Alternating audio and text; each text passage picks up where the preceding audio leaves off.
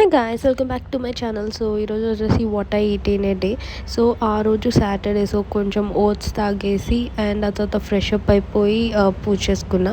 ఈలోపు కొద్దిసేపు ఓరియోతో ఆడుకున్న, ఓరియో బాల్తో. So puja చేసేసుకున్నా. అండ్ ర్యాండమ్గా ఆ రోజు బయటకు వెళ్ళాలనిపించింది, వెజ్ కాబట్టి తిలక్స్ కిచెన్కి వెళ్ళాం నేను మా చెల్లి.